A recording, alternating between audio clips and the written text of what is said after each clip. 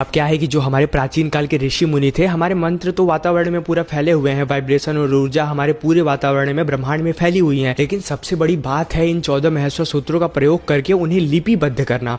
तो हमारे जो मंत्र दृष्टा ऋषि होते थे, मंत्र दृष्टा ऋषि मतलब कि जो मंत्रों को देख लिया करते थे, तो वो ऋषि इन मंत्रों को देखकर उन्हें लिपिबद्ध कर लेते थे, इसलिए उन्हें मंत्र दृष्टा ऋषि कहा जाता था। और हमारे पास ऐसे बहुत सारे ऋषि हुए हैं जो अलग अलग प्रकार के मंत्रों को, अलग अलग प्रकार की वाइब्रेशन और ऊर्जा को लिपिबद्ध कर चुके हैं। जैसे गायत्री मंत्र हो गया, महामृत्युंजय मंत्र हो गया, वेदों के बहुत सारे मंत्र हो गए, इन सभी को लिपिबद्ध कर लिया गया है। ऊर्जा तो संस्कृत के उन्हीं 14 महेश्वर सूत्रों में है जिससे मिलकर वो श्लोक बना हुआ है। तो प्राचीन काल में और अब तक के समय में समय जैसे जैसे बीतता गया तो मंत्रों में कई प्रकार की अशुद्धियां आ गई। जैसे समय के साथ ऋषियों और गुरुओं की मौखिक परंपरा में परिवर्तन हुआ, जिससे उच्चारण, प्रयोग और विनिमय में त्रुटियां आने लगी। हिंदी तो सिर्फ उसका टूटा फूटा अंश है। अब जैसे गुरु परंपरा कमजोर होने के कारण मंत्रों में अशुद्धता आ गई और वातावरण और काल चक्र के प्रभाव से भी मंत्रों में काफी सारे दोष उत्पन्न हो गए। तो शास्त्रों में ऐसे 50 मंत्र दोष के बारे में बताए गए हैं।